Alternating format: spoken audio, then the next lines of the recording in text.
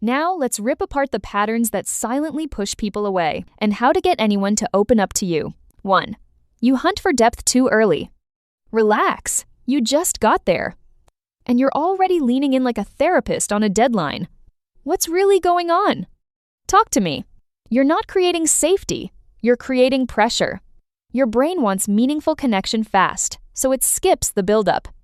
But people don't open up under urgency. They open up under ease.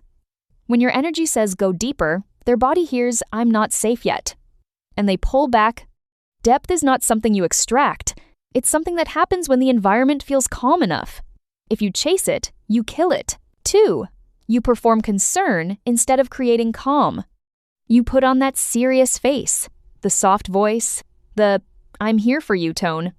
Looks good, feels wrong, because it's forced. And forced calm feels more uncomfortable than honest awkwardness. Your brain thinks showing concern builds trust, but overdoing it makes people feel like a situation, not a person. You're acting like something needs to be fixed, and the moment someone feels like a problem, they stop opening up.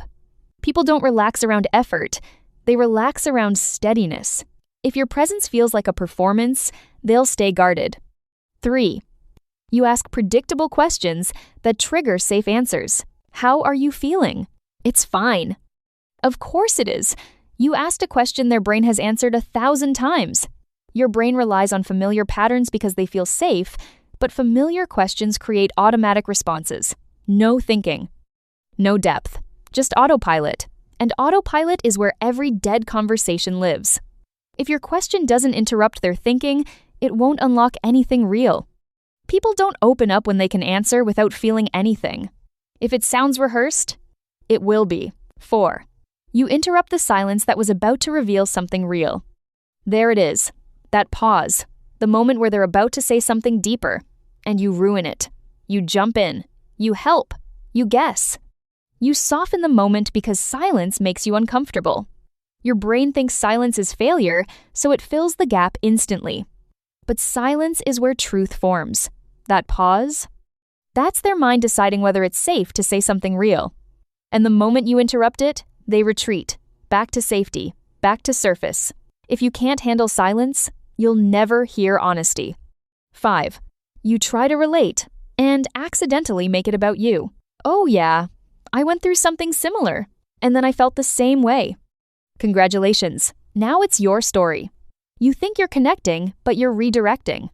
Your brain wants to build similarity to create closeness, but overdoing it steals space from them. They didn't open up to hear your version, they opened up to be heard. And when you shift focus too quickly, they shut down.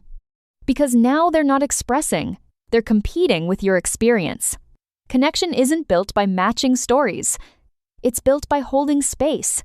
6. You react too strongly when they finally say something real. This is where most people fail. Not at the start, but at the moment it matters. They open up and you react. Shock, advice, fixing. You shouldn't feel that way. Have you tried this? And just like that, the door closes. Your brain hears a problem and goes into solution mode. But emotional sharing isn't a problem to solve. It's something to receive.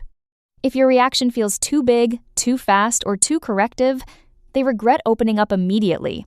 People don't fear their truth. They fear your reaction to it. 7. You don't notice what they're avoiding. Pay attention to what they skip, what they joke about, what they rush past. That's where the truth is hiding. But you miss it because you're focused on what they say, not what they protect. Your brain follows the obvious path, but real insight lives in the detours. That random joke after something serious? That's not random. That's deflection. That quick change of subject? That's protection. If you don't notice those patterns, you'll keep chasing the surface while the depth sits right next to it, untouched. 8. You don't give them permission to be messy. You want honesty, but only the version that's clean, understandable, and easy to respond to. But real honesty is messy, confusing, contradictory. And people can feel when you're only comfortable with neat emotions. Your brain prefers clarity, so it subtly pushes conversations toward something manageable. But when someone feels like they have to edit themselves to be accepted, they won't open up. They'll give you the version that fits, not the version that's real. If truth has to look good to survive around you, it won't show up at all. 9. You create invisible expectations. You say, be honest. But your reactions say, be acceptable. And people pick up on that instantly. Your brain builds quiet expectations about how the conversation should go, what they should say, how they should feel. And the moment they sense that, they adjust. They give you what feels safe to say, not what's actually true. Because honesty becomes risky. And when honesty feels risky, people choose connection over truth every time. If your presence comes with conditions, depth disappears. 10. You make honesty feel like a test. This is the real problem. The hidden one. You're not having a conversation, you're evaluating one. Watching, interpreting, trying to get somewhere. And people feel that. Your brain is looking for outcomes instead of presence. And when someone feels like they're being read, studied, or analyzed, they shut down. Because now it's not safe. Now it's performance. People don't open up where they feel observed.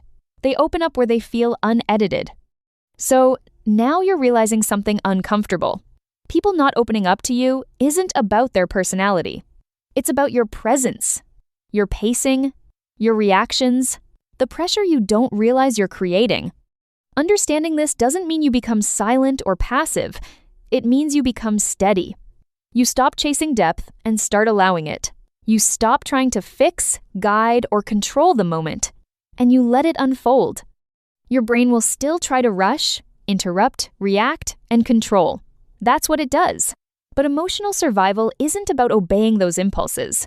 It's about recognizing them and choosing restraint, choosing presence over performance. Because the truth is simple. People open up where they feel safe to be unedited, where they don't feel judged, rushed, or managed, where nothing is being demanded from them emotionally.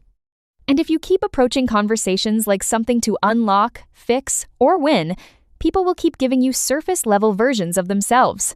Not because they don't trust you, but because you haven't made honesty feel safe enough to exist. Because if your presence makes people feel like they need to perform, filter, or protect themselves, they won't open up.